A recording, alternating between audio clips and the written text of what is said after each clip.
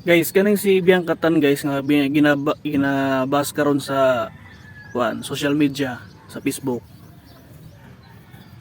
Kuha na rin siya guys kanang burag dami account lang ba.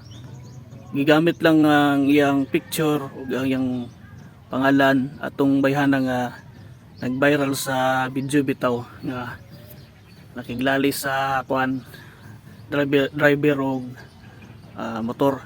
Nga katong babae ba nga pilingon ba nga piling dato ba. Piling dato na tungod lang kay na siya debit card. Naka-debit card lang gani ang bayhana kaning nga bae. Piling dato na dayon siya. Na gignan pa niya tong driver nga Bisaya nga tanga-tanga daw tong tanga daw nga Bisaya daw, ignorante. Wala pa daw takabalo sa sa nga bag-o nga pumaagi sa pagbayad karon. Pumaagi sa debit card na daw. Pwede na daw din na kinalagyan cash.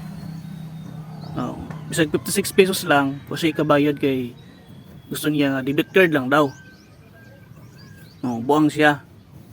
Gamay lang kantidad. Kinahanglan pa debit card. Murag tala-tala. Murag siya ang natagawan. Murag siya ang ignorante karon. Di ba? Say paminaw ninyo guys. Murag siya ang ignorante no. Murag first time pa siguro nakahawid og debit card ba. Na paminaw niya. Yayamanin na siya, dato na siya. Ang kanina si Biangkatan guys, kaya nag-post man siya sa social media na tapos nag-viral. Ibali nahulog nga gipakiulawan niya tong driver nga Bisaya. Iyang gi-discriminate. Na ang gamit niya nga account bag-ura din nga hinimo, murag dami account ra ba. Na ang gamit nga pangalan Biangkatan, tapos ang picture babae. Murag feeling na ako kato nga picture dili to siya gyud nga nag-viral sa video gyud kato si debit card girl. Ato lang butang pangalan. Ibali murag na siya tinuod pangalan gid nga Biangkatan kay ang nakabutang sa profile link niya Audrey Lim. Audrey Lim ang pangalan guys sa profile link niya. Ibali murag nag-change ang pangalan ba. Ang alias siya ba, ng alias. Ang gamit niyang alias, Biangkatan. Kibali, gitago rin niya iyang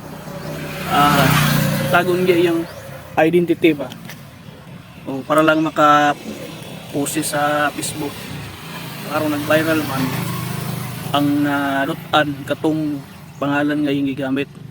Looy lang gid ang tag-iya ng pangalan ug ganang picture ngayon kanang gigamit sa pag-post niya sa Facebook. Kaya kaning uban pod mga Bisaya, kaning uban tao pod patakarag og bash. Nagpatakarag bash. Di sila kabalo nga magkuan ba. Tawag na. Di sila kabalo pag background check. Bash din sila.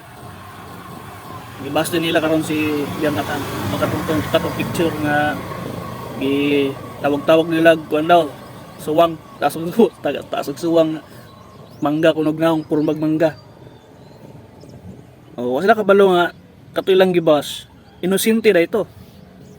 Mo ni karon manang kita lesson learn manang kita karon dili basta mong bash aning account nga post sa Facebook. Dili dayon tamo guys.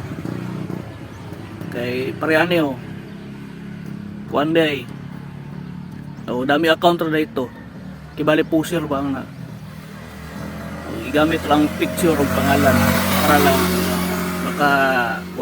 maka-post sa Facebook. Lang taon tong kaning picture sa bae.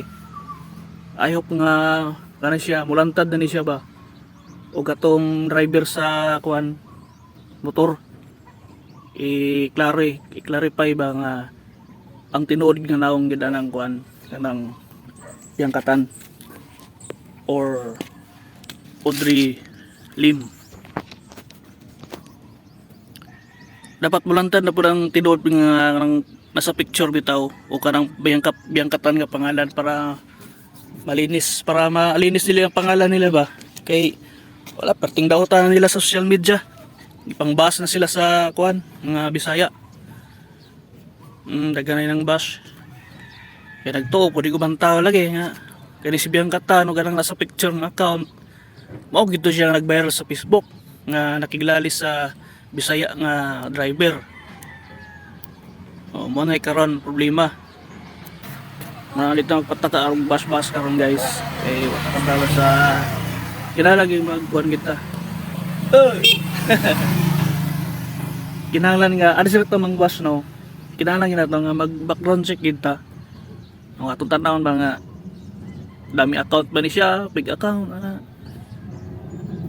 Basta poster lang. Iluoyin tan nung inosente atong mabash. Tingalan tagiya tong picture or pangalan ni ate ni sikat naman ko. Sikat lang sikat sa pangbash. Nabuli na inon sila, nabuli. Bora to guys.